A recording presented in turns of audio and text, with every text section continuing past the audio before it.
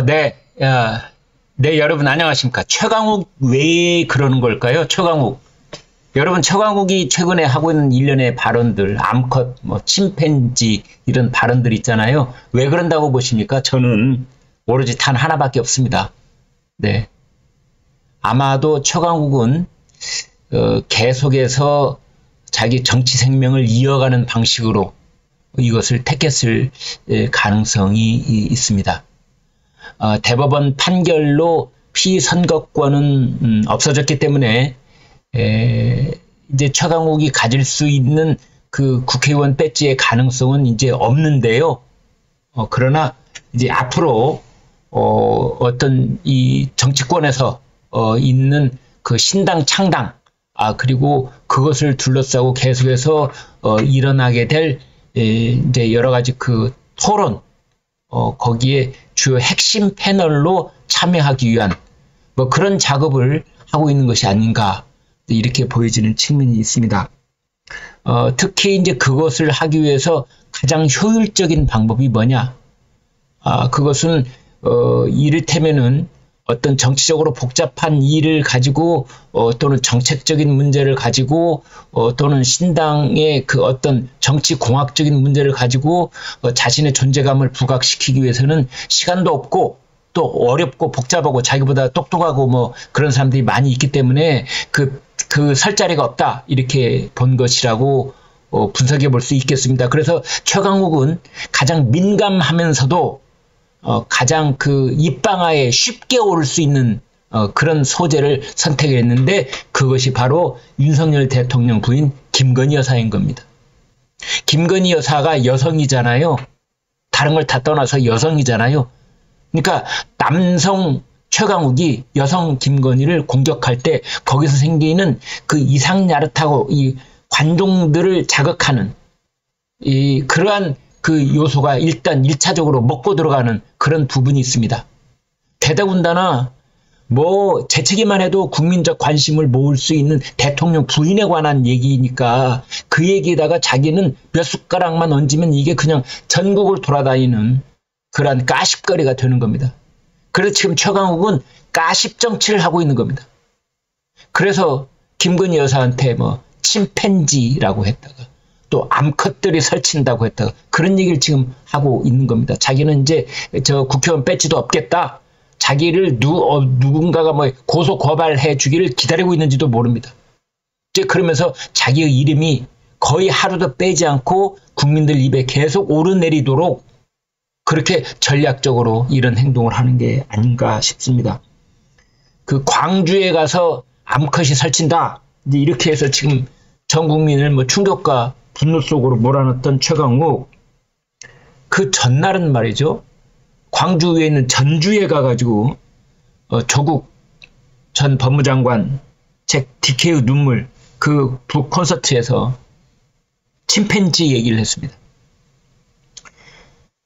조국 전 장관이, 조국 씨가 이랬습니다. 유시민 작가가 윤석열 개인 또는 윤석열 정부를 보고 침팬지 집단이라고 했는데 적절하다고 본다. 침팬지는 자기들끼리 싸우고 자기들이 내세운 사람을 음모를 꾸며 몰아낸다. 최근 윤핵관 그룹이 쫓겨나고 있지 않습니까? 또 이런 식으로 얘기를 했다고 그래요. 참 조국도 정말 이런 부분도 정말 문제적 인간입니다. 아무리 그래도 그렇지, 사람을 동물에 비유하는 것, 원숭이에 비유하고 침팬지에 비유하고 이러는 거 있잖아요. 이게 이제 어떤 윤리의식이 바닥까지 갔다, 이런 반증이기도 합니다. 그러자 최강욱 씨가 그걸 이어받아서, 희한하죠? 윤핵관을 보면 유인원 비스무리하게 생긴 사람들이 나오잖아요. 참 신기해. 이건 또 무슨 말입니까?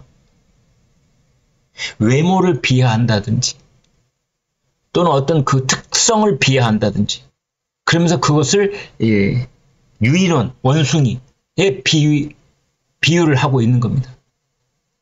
이거는 특질고라고 그래서요. 예전에 그런 게 있습니다. 지방색을 구별을 하면서 특질고 얘기를 했다가 어마어마한 평지풍파를 몰고 왔던 그런 우리 과거사가 있습니다.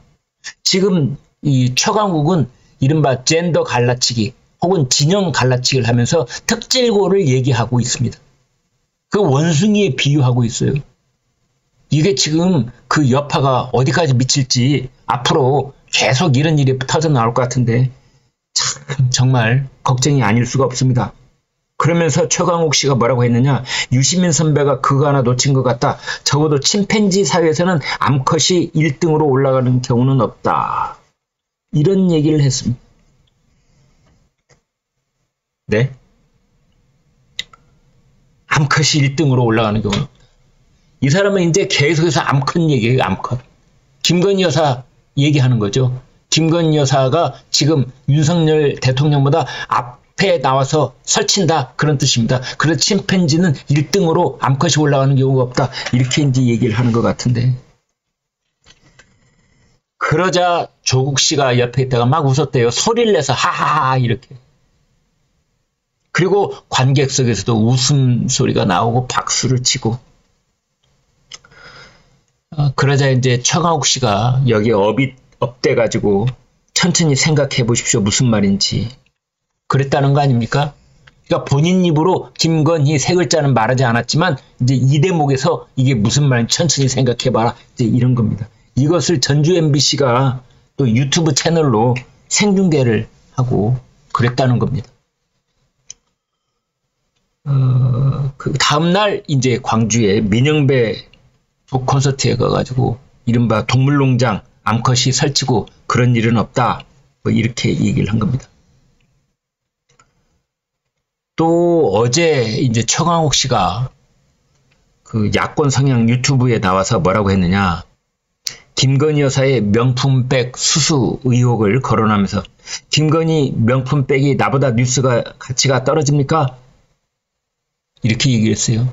그러니까 자신의 암컷 발언은 언론에 대대적으로 보도가 됐는데 김건희 여사 이 명품백은 왜 보도가 안 되고 있느냐? 이제 이걸 말하는 겁니다. 최강욱 씨가 그랬습니다. 내가 그렇게 빌런인가? 빌런은 악당이란 뜻이죠. 요즘 이제 빌런이란 영어 단어로 자꾸 쓰는 게 유행인데 내가 그렇게 빌런입니까? 그래도 언론이 양심은 있어야지. 대통령 부인이 그렇게 했는데 그걸 안 쓰고 너무하잖아요. 그런 얘기를 했다는 겁니다. 여러분 다 알고 계시죠? 김건희 여사가 크리스찬 디오르 백을 받았다. 이게 뭐 유튜브 채널에서 이제 폭로를 해가지고 지금 화제가 되고 있습니다. 그 김건희 여사가 작년 9월인가요?